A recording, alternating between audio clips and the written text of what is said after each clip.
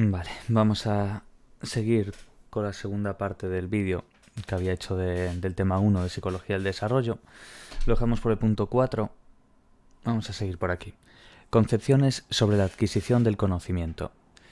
Las posiciones principales para explicar la formación del conocimiento son el empirismo y el ignatismo y el constructivismo. Vamos a ver el empirismo e ignatismo.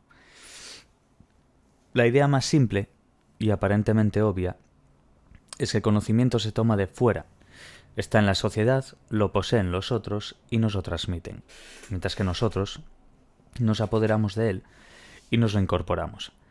La palabra aprender proviene del latín apprendere y transmite la idea de ese proceso mediante el cual cogemos o nos apoderamos de algo. La acción opuesta a aprender es enseñar, que etimológicamente significa dejar una seña o marca. De acuerdo con esta concepción, la mayor parte de los individuos serían puros consumidores de conocimientos y solo algunos los fabricarían o producirían. El presupuesto que subyace a esta posición es que el conocimiento está hecho y terminado fuera del sujeto y pasa a su mente. Esta concepción está emparentada con el empirismo, que se formula explícitamente a finales del siglo XVII, propuesta por filósofos ingleses como Locke, Berkeley y Hume. Según esta doctrina, cuando nacemos, nuestra mente es como una pizarra en blanco, una tabula rasa, sobre la que se va escribiendo el resultado de nuestras experiencias y de lo que nos transmiten los otros. La posición empirista ha inspirado a una buena parte de las posiciones dentro de la psicología. A principios del siglo XX apareció el conductismo, una de las formas más extremas de traducción del empirismo en términos psicológicos. Continúa estando presente bajo formas más sofisticadas en muchas teorías psicológicas. De hecho, de que sea una teoría que coincide con el sentido común, ha contribuido a la pervivencia del empirismo.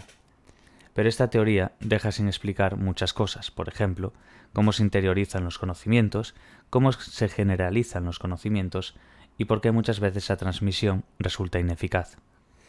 También sería difícil de explicar por qué distintos individuos difieren en su comprensión de una misma realidad. Es frecuente que personas que presencian un mismo suceso hayan visto cosas distintas, como ocurre en la memoria de testigos. Un problema mucho más de fondo consiste en explicar cómo se forman conocimientos nuevos, es decir, cómo tiene lugar la creación científica y el avance de la ciencia. Ya los filósofos racionalistas, como Descartes, Spinoza o Leibniz, habían señalado que en el conocimiento había una parte que ponía el sujeto y que no podía venir de la experiencia.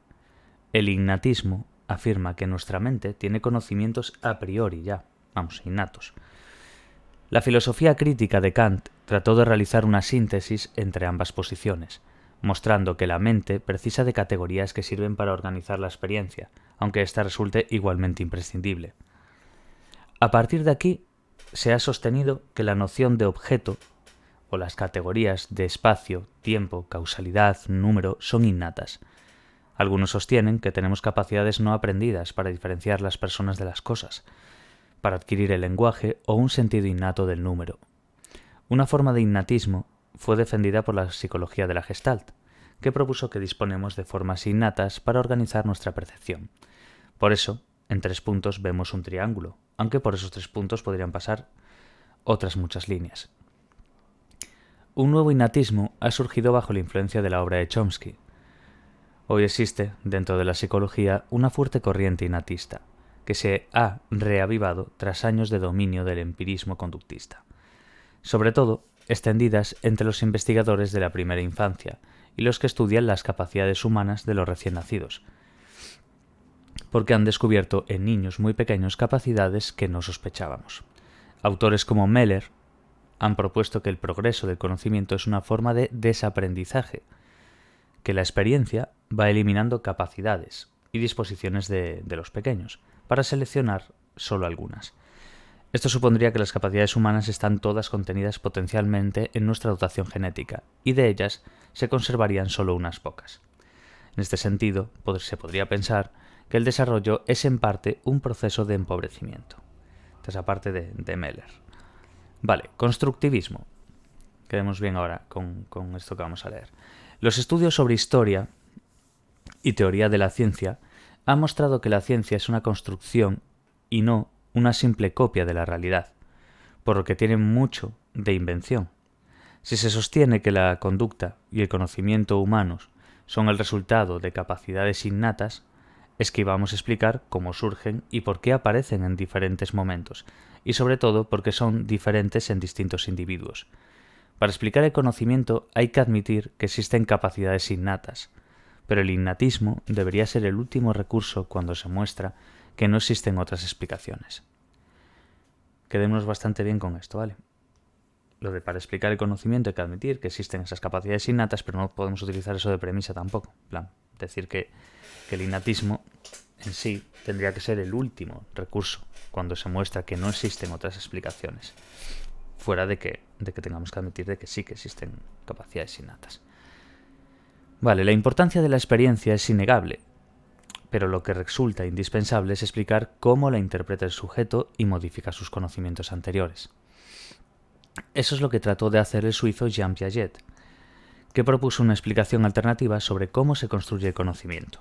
La posición de Piaget se apoya en la de Kant, admitiendo la necesidad de una actividad organizadora del sujeto. Pero Piaget trató de ir más allá que Kant, pues se preocupó por estudiar la génesis de las propias categorías kantianas, sin admitir que fueran a priori. Piaget propuso una explicación según la cual el conocimiento es el resultado de la interacción continua entre el sujeto y la realidad que le rodea. Al actuar sobre la realidad va construyendo propiedades de ésta, al mismo tiempo que construye su propia mente. Pero, bueno, más bien por eso, a esta posición se le ha denominado el constructivismo. Entonces quedémonos bien con este concepto, ¿vale? De cómo se actúa sobre esa realidad que se va construyendo en propiedades de esta, al mismo tiempo que se va construyendo la propia mente. Eso es el constructivismo, ¿vale?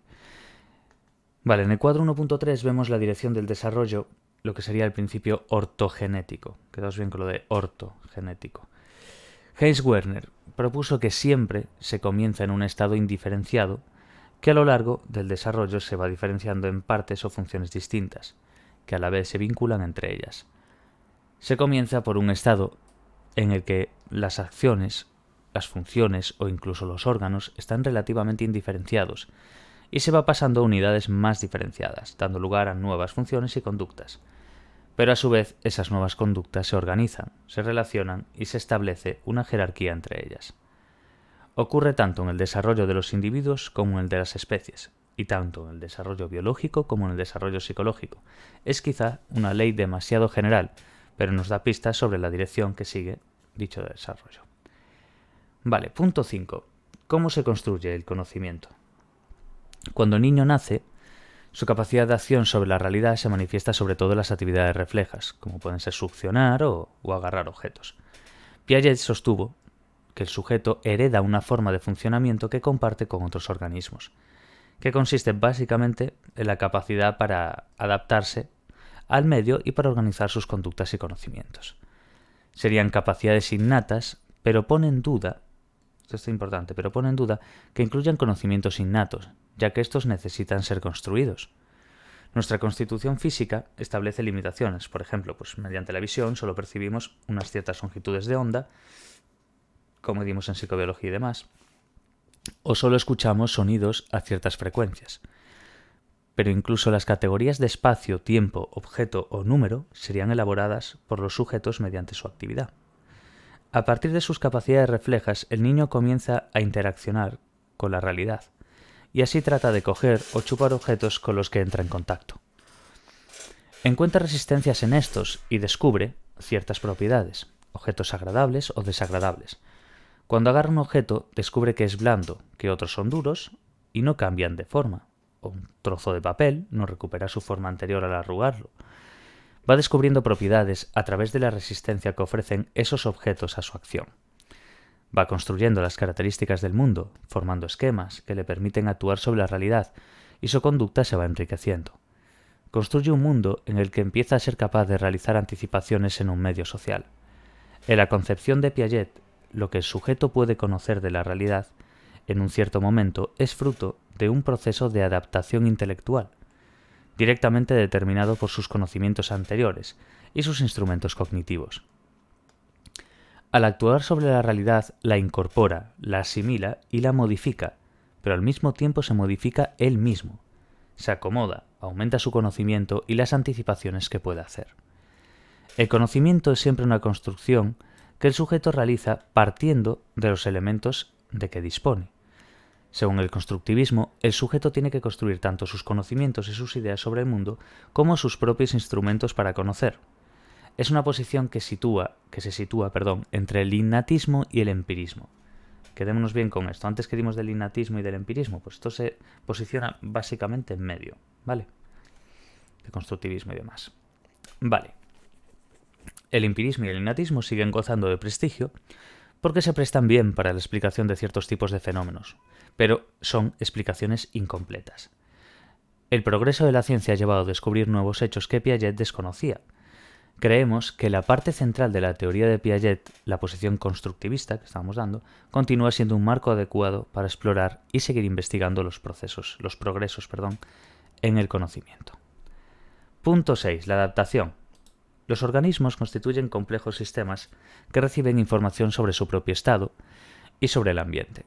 Necesitan alimentarse y obtener energía, reposar, eliminar desechos y tienen tendencias que favorecen las conductas de reproducción.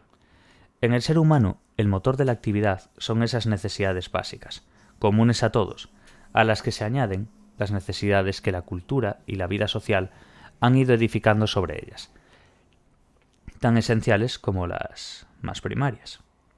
El origen de la actividad del organismo hay que verlo en un desequilibrio que se produce en la situación en que se encuentra, como la sensación de hambre, que le lleva a buscar algo que comer, o el cansancio, que le induce a descansar y a dormir.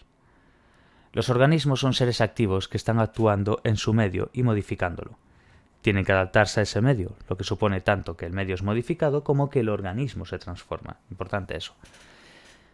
El mecanismo de selección natural se realiza mediante la producción de variaciones y la supervivencia de los más aptos, tendiendo a mantenerse y transmitirse a la descendencia. El desarrollo mental que se ha producido en el hombre es un resultado de esta adaptación y el desarrollo psicológico es una prolongación del desarrollo biológico, ya que no puede escapar de las leyes a las que están sometidos todos los seres vivos. El organismo no sufre la adaptación, sino que es un actor de ella. Quedémonos bastante bien con esto, ¿vale? El organismo no sufre la adaptación, sino que es un actor de ella. En este aspecto se distingue el uso popular que se hace del término adaptación y el uso que se hace en biología. Sobre ello podemos distinguir dos aspectos, esto es bastante importante. La asimilación y la acomodación. La asimilación, es decir, la incorporación que el organismo hace del medio, o más en general, por así decir, la acción del organismo sobre el medio. Asimilación, la acción del organismo sobre el medio. ¿Qué es la acomodación? Es decir, la modificación del organismo por el efecto de la influencia del medio. En la asimilación, para que nos entendamos, es como el organismo, es básicamente, en términos generales quiero decir, el organismo, la incorporación del organismo que hace del medio. Por así decir, la acción del organismo sobre el medio. La asimilación es el organismo sobre el medio. Y la acomodación lo tendríamos que entender desde cómo la modificación del organismo por efecto de ese medio. Entonces la asimilación, el organismo sobre el medio. Y en la acomodación, esa modificación de este organismo por influencia de dicho medio. Vale, como ya había señalado Marx, el hombre, mediante sus acciones y en concreto a través del trabajo, modifica la naturaleza, pero a su vez se modifica él mismo. Punto 7. Las necesidades. En cada conducta aparecen dos aspectos indisociables. Una energía para realizar la acción y una estructura mediante la que se lleva a cabo con objetos de alcanzar el fin. Esto se identificaría con lo que se puede llamar el aspecto afectivo y el aspecto cognitivo de la conducta. El medio social satisface esas necesidades a través de la obtención de objetos, comida, vivienda, etc., o de encontrarse en situaciones en las que la vida de los individuos pueda mantenerse. Las necesidades nos orientan hacia objetos o hacia situaciones, por ejemplo, comer, encontrar la compañía de alguien si nos sentimos solos, etc.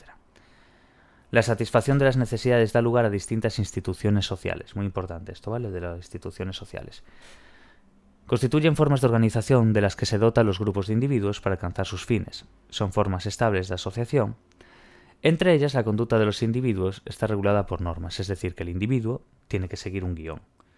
Nos encontramos con tres grandes grupos de necesidades: el mantenimiento del propio cuerpo, las relaciones con los otros y el conocimiento del ambiente. El primer tipo de necesidad estaría relacionado con el mantenimiento de la vida y comienza por la satisfacción de necesidades fisiológicas y de funcionamiento del cuerpo. Las instituciones económicas son de las más importantes, tanto las formas de trabajo como las empresas, como todo el entramado económico de la sociedad. Se han establecido en primer lugar para satisfacer las necesidades vinculadas a la cultura o el conocimiento. Los seres humanos necesitan establecer vínculos afectivos estrechos con otros seres humanos, porque tienen un largo periodo de dependencia durante la infancia y luego van a mantener relaciones estrechas con numerosos congéneres. En este sentido, la familia permite la supervivencia de individuos inmaduros y la transmisión cultural. Las instituciones políticas, las normas morales y las instituciones jurídicas, el Estado y el gobierno son una respuesta a los problemas de la convivencia y la regulación de conflictos. Otras instituciones relacionadas con las necesidades sociales son las fiestas, las diversiones y el ocio, o la religión. Un sorbito de agua que si no me voy a quedar seco.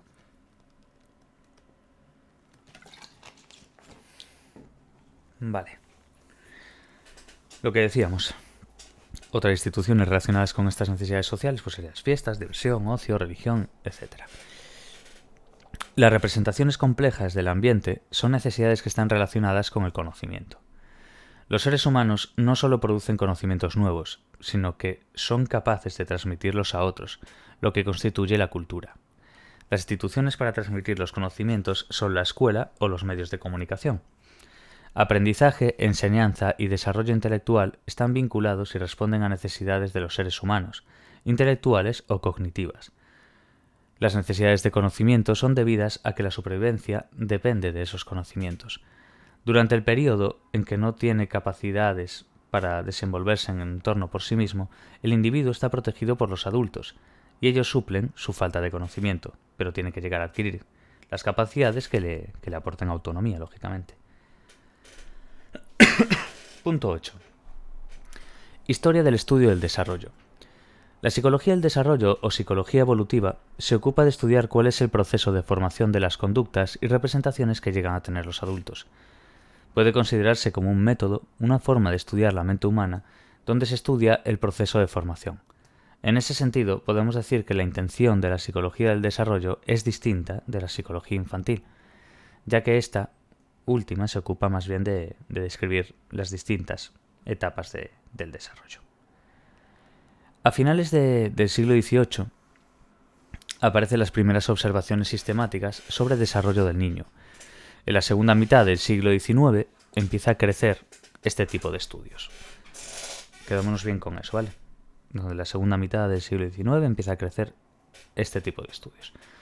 Algunos de los primeros estudios sobre niños se basaron en observaciones sobre sujetos excepcionales, es decir, sobre niños cuyo desarrollo presentaba pues algún tipo de especificidad o anomalía.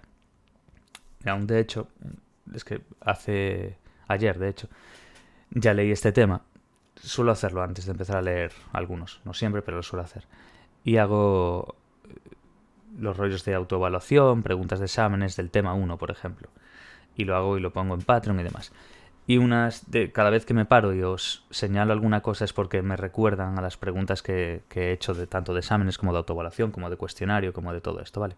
Entonces cuando os diga eso, simplemente no es por nada o que lo haga al azar, es porque me recuerda a preguntas que yo he leído previamente, ¿vale? Entonces eso, bueno, segunda mitad del siglo XIX empieza a crecer este tipo de estudios.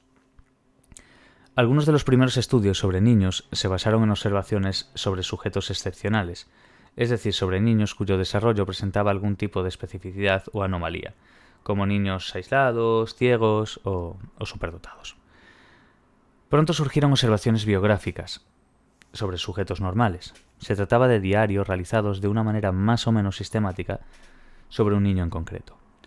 Este tipo de estudio fue el dominante a lo largo del siglo XIX y se pueden considerar estudios de caso.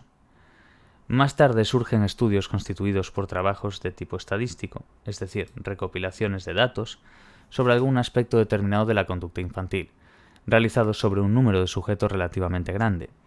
Estos estudios no se generalizan hasta finales del siglo XIX y principios del XX. Las preocupaciones que motivan estos trabajos son de distintos tipos: pedagógico, médico, filosófico y científico. Lo que tratan de encontrar son respuestas sobre el origen del conocimiento o de las emociones. El estudio del niño tenía que basarse en la observación o en experimentos, ya que los niños no podían proporcionar datos sobre sus propios procesos psicológicos.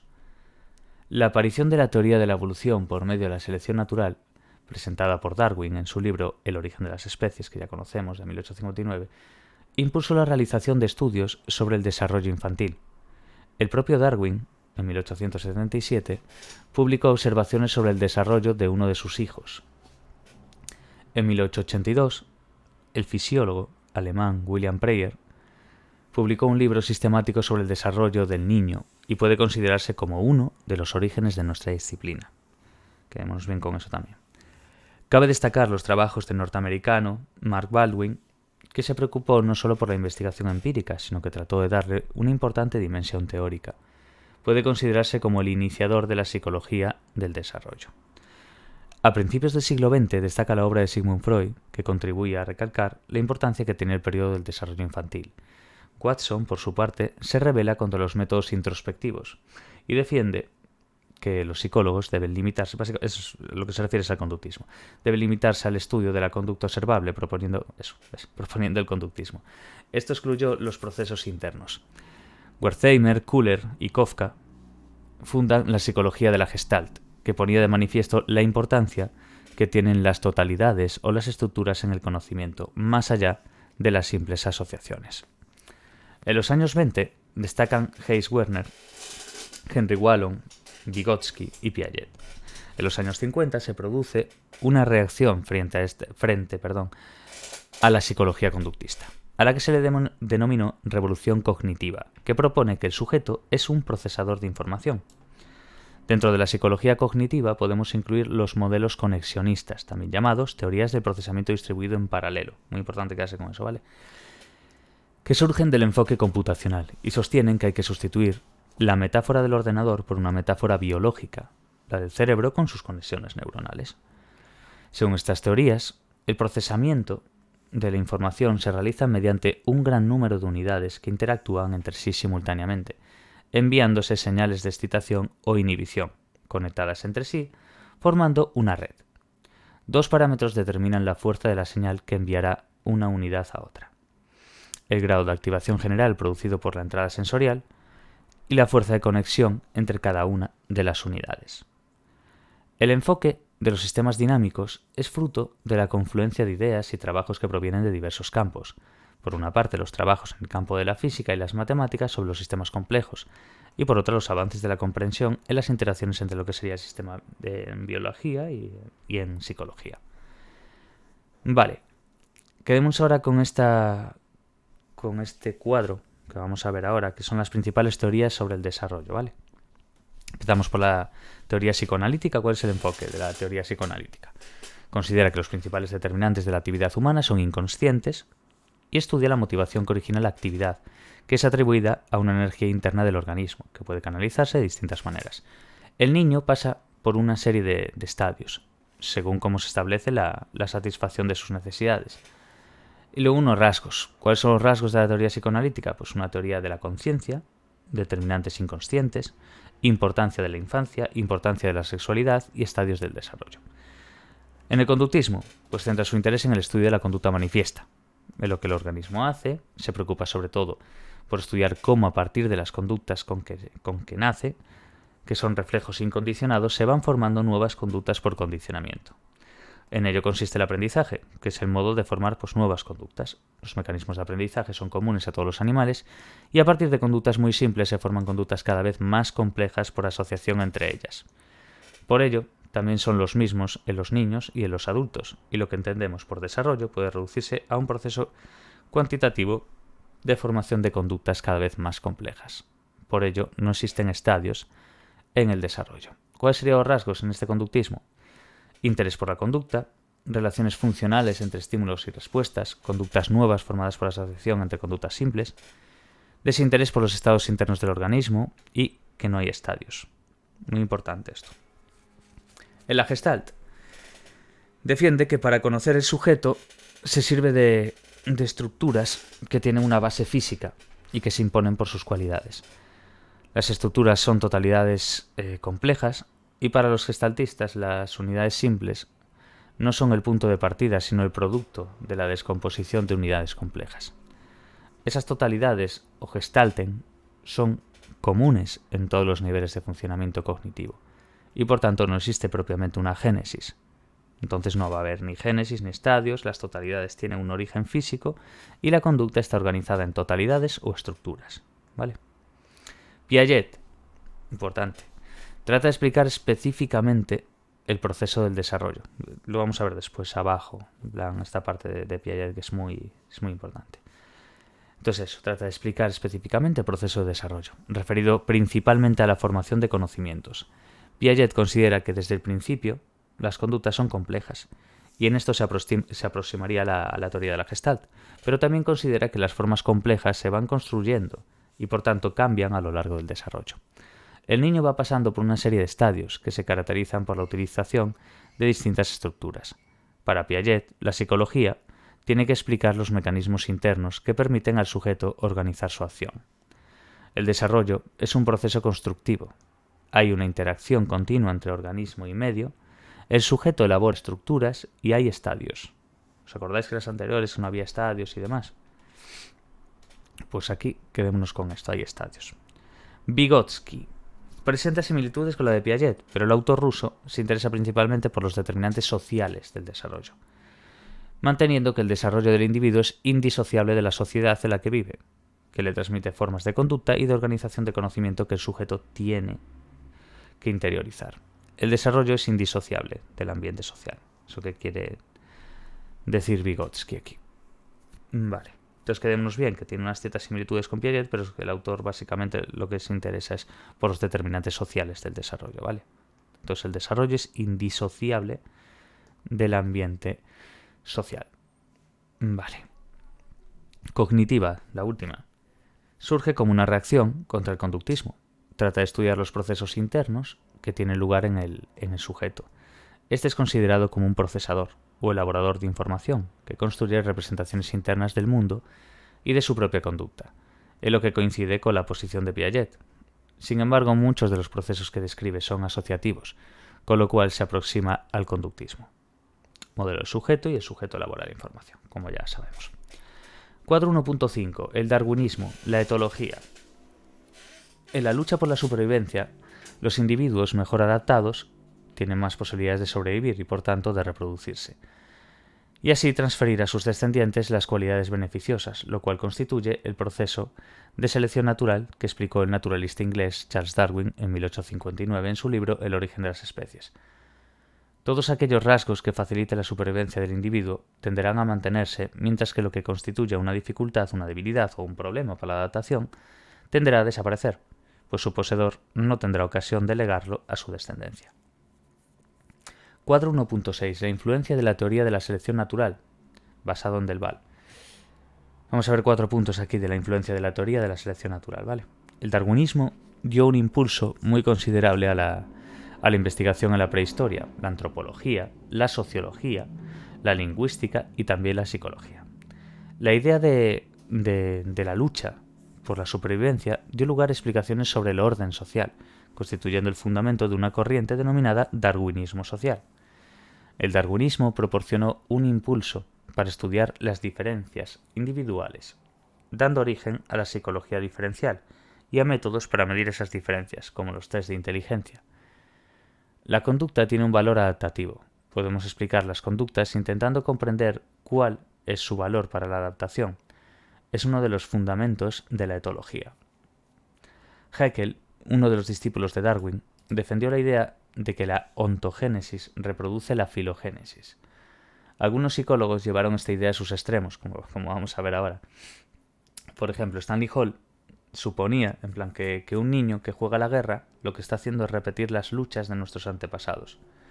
Esta idea pues, ha sido abandonada por falta de pruebas convincentes, aunque puede tomarse como una metáfora en sí, ¿sabes? Como una aproximación.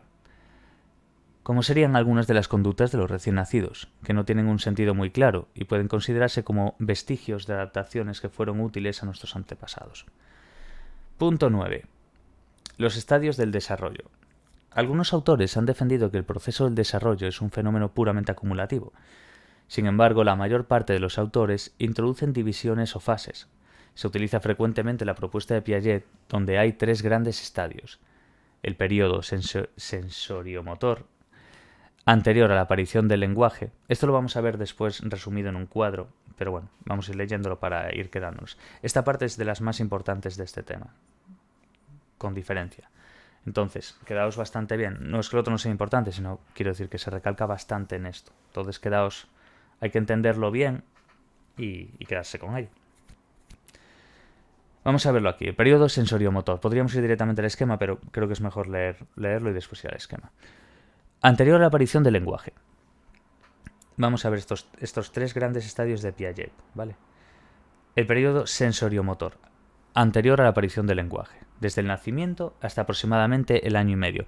Cuando se dice año y medio y tal, se suele tirar por meses. Se dice de 0 años, por así decir, o de 0 meses, o de 0, hasta 18 meses. Por ejemplo, en este caso, año y medio son 12 meses más 6, que es la mitad, 18. Pues de 0 a 18. Lo vamos a ver después, pero bueno, para que se vaya pillando. Nacimiento hasta aproximadamente el año y medio, vale, 18 meses. El sujeto al nacer no dispone más que de un limitado repertorio de respuestas reflejas, como ya sabíamos, el agarrar, el succionar, todas estas cosas, que se irán diferenciando progresivamente en un número creciente de esquemas.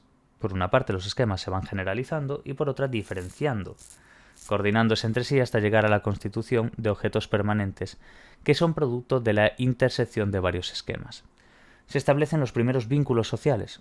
El sujeto construye a lo largo de él los conceptos prácticos de espacio, tiempo, causalidad, así como un mundo dotado de objetos permanentes y regido por unas leyes, en el cual está inserto el propio sujeto como un objeto más, sometido a las mismas leyes.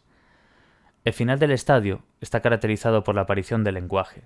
No es un hecho aislado, sino que aparece en conexión con una función más amplia, que puede denominarse la función semiótica, la cual supone la posibilidad de manejar signos o símbolos. Quedaos muy bien con lo de función semiótica, acordaos bien dónde está, en este periodo sensoriomotor y demás, quedarse con su función semiótica, posibilidad de manejar signos o símbolos. Es muy importante esto de semiótica. Luego, ¿cuál sería el siguiente periodo? El siguiente periodo después del periodo sensoriomotor. El siguiente periodo sería las operaciones concretas, que pueden dividirse en 2 partes. La primera, entre el año y medio, en plan cuando acabábamos esto último, ¿os acordáis? De 0 a 18 meses. Pues ahora nos dice que dentro del siguiente periodo serían las operaciones concretas, pero dentro de las concretas se dividen en 2. Y ahora, la primera de esta es entre el año y medio, básicamente, y los 7 años. Vamos, de los 18 meses o año y medio a los 7. ¿Qué pasa ahí? Estadio preparatorio de la inteligencia intuitiva o subperiodo preoperatorio.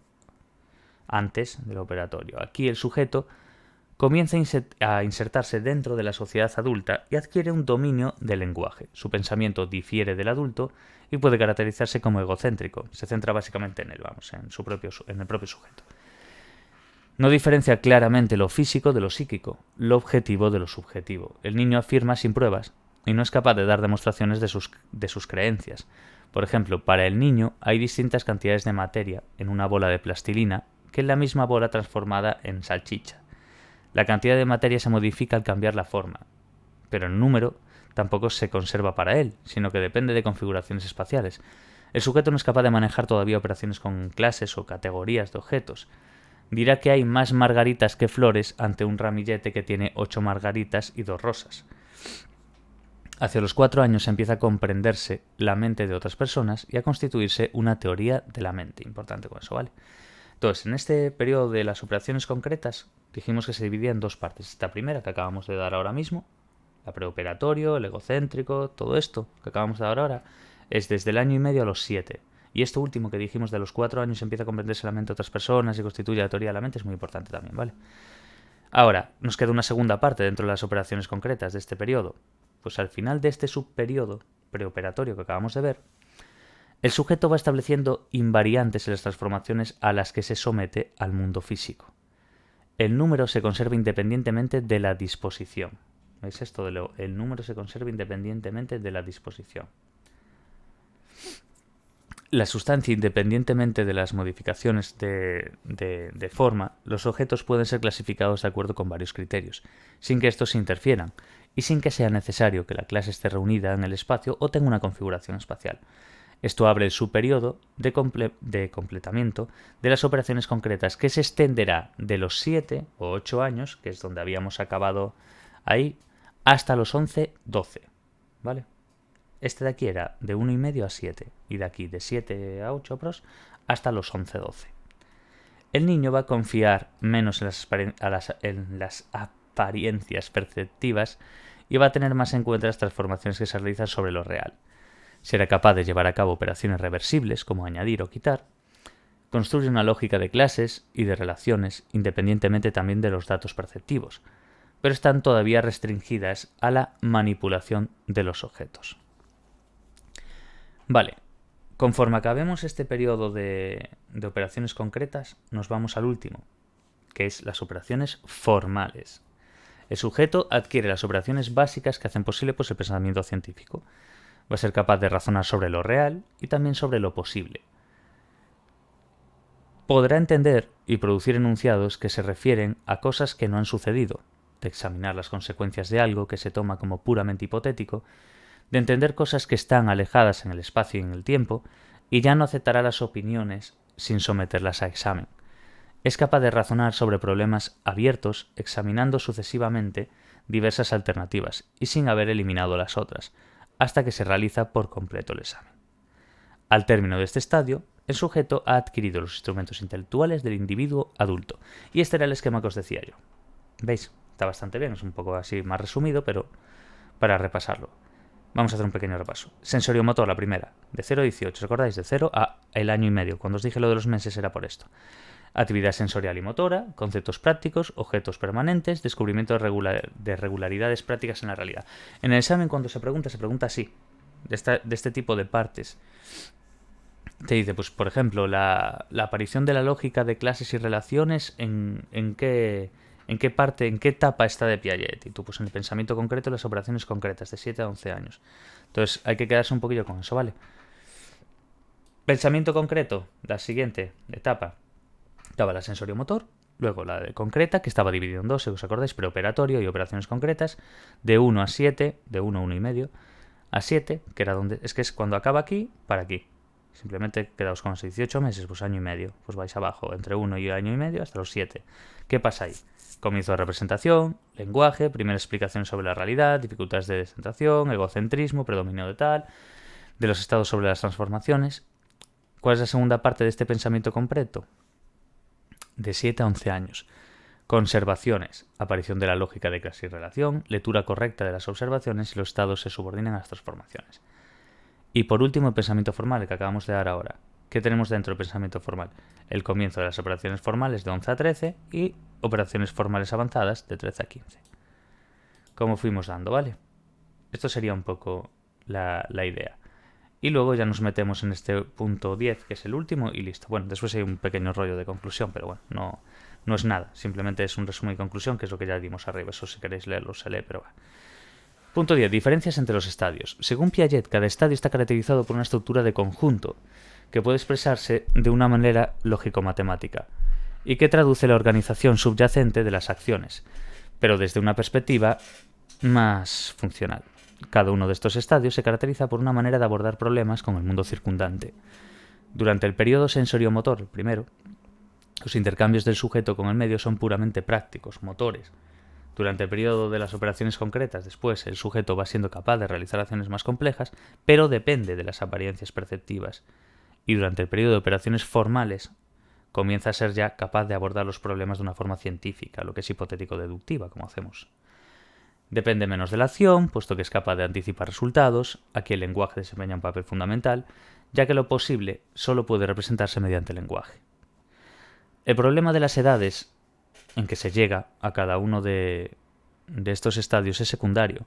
Lo fundamental es que el orden de sucesión de las adquisiciones sea constante. Eso es lo importante. Que se llegue antes después es otra historia, pero tiene que llevar este orden de sucesión, ¿vale? Los resultados experimentales obtenidos hasta hoy, incluso en otras culturas, tienden a confirmarlo. Es posible acelerar el ritmo del desarrollo del sujeto, pero no parece posible cambiar el camino que recorre, ¿entendemos? Es muy importante esa aclaración. Y luego, pues este resumen y conclusión, que realmente no es nada, simplemente es un poco la idea de todo esto. Os lo leo, pero bueno. Los seres humanos tienen una infancia muy larga, ya que nacen inmaduros, que les va a permitir disponer de una mente mucho más flexible y una mejor adaptación al ambiente. Los seres humanos son animales que tienden a satisfacer sus necesidades. Dos características explican las peculiaridades de los humanos: vivir en grandes grupos y disponer de representación muy precisa del medio. Gracias a esas representaciones que son compartidas por los individuos es posible la cooperación y competición. Los seres humanos viven en un medio social constituido por instituciones en las cuales los individuos desempeñan papeles y permiten satisfacer las necesidades básicas de los individuos. La adquisición de nuevos conocimientos constituye un proceso de construcción a partir de las disposiciones con las que nacemos y la interacción con el entorno, los objetos y las personas. La cultura constituye la acumulación de conocimientos, prácticas sociales y formas de vida a lo largo de la historia. El estudio del desarrollo humano nos permite entender no solo las conductas de los otros en desarrollo, sino también la constitución de la mente adulta. El estudio del desarrollo se suele dividir en diferentes estadios, ya sabemos. Vale, pues lo dejamos por aquí en el tema 2. Y ese es un poquillo lo que os estuve diciendo estos días en los vídeos, que mi idea era llevar por lo menos es bastante, el tema 1 de todas las materias antes de que empiece las clases. Yo, por ejemplo, las tutorías, que después ya miraré si las voy viendo o no, empiezan el día 4 con psicopatología. Entonces, no, bueno, aún quedan 5 días por ahí. Pero bueno, ya están casi todas las materias leídas en vídeo, quiero decir, yo ya las he leído prácticamente todas, menos psicopatología, una parte y diseños. Así que bueno, lo dejamos por aquí y poquito a poco, que aún queda mucho curso por delante, no hay que tampoco agobiarse ni nada. Pero la clave es eso, yo eso que voy a ir haciendo, ir leyendo, repasando, haciendo exámenes y sobre todo preguntas por temas, me gusta mucho eso que voy subiendo a Patreon y demás. Es una forma muy buena de quedarte con las cosas. Tú, por ejemplo, te lees el tema 1 y dices, vale, pues ahora voy a hacer estos. Sin mirar y sin nada, lo intento. Fallo muchas, pues lo vuelvo a mirar. Y eso se te queda de maravilla. Así que bueno, lo dejamos por aquí y hasta el próximo vídeo. Chao, chao.